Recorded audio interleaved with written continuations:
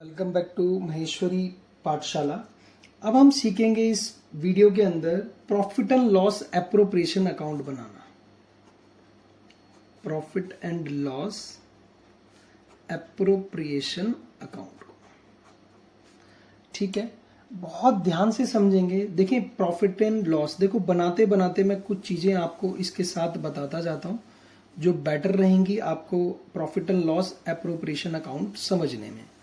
देखें जी, हमारे पास जो 11th में हम पढ़ के आए हैं वो पढ़ के आए हैं हम सोल प्रोप्राइटरशिप। क्या पढ़ के आए हैं? Sole proprietorship. और अब हम पढ़ रहे हैं पार्टनरशिप, यानी अब हमारे पास लाभ के साझेदार एक से अधिक हो गए। क्या हो गए? एक से अधिक हो गए।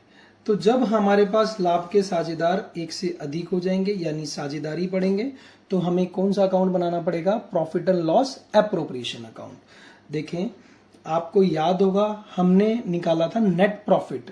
कौन से अकाउंट से निकाला था? प्रॉफिट एंड लॉस अकाउंट से, ठीक है।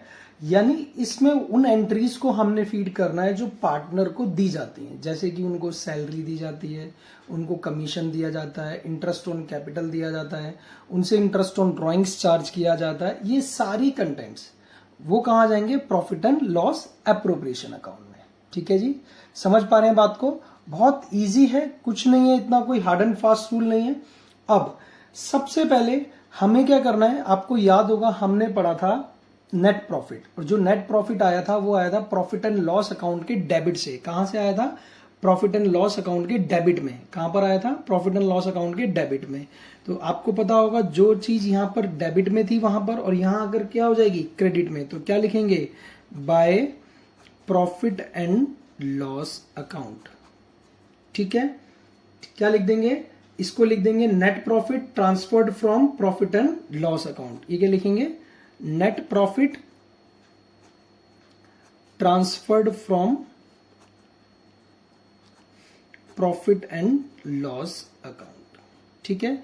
एंट्री कहां से आई है? प्रॉफिट एंड लॉस अकाउंट से। समझ पा रहे हैं बात को? अब ऐसे ही इनकेस वो हमारे पास लॉस हो जाए, क्या हो? लॉस दे रखा हो, तो हम उसको उठा के यहां ले आएंगे। समझ पा रहे हैं? कहां पर? डेबिट साइड में।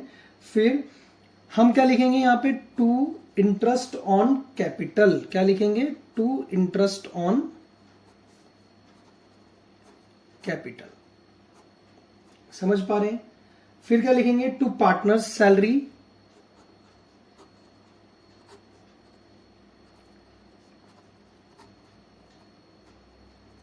सैलरीज। To partners commissions.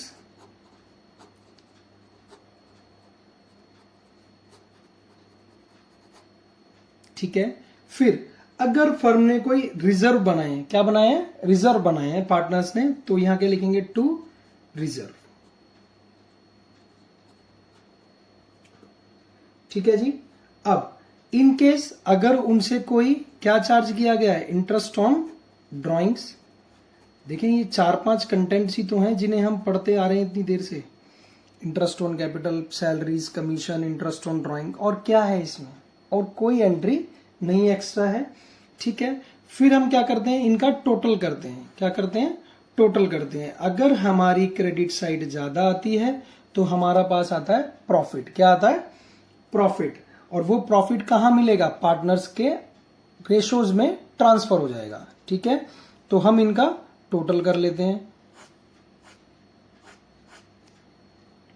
और जो भी आएगा वो क्या होगा? पार्टनर्स के को बढ़ जाएगा। समझ पा रहे? इसके अलावा कोई और एंट्री आपने अपनी ओर से फीड नहीं करनी है। बच्चे क्या करते हैं? इंटरेस्ट ऑन लोन ले आते हैं उठा के।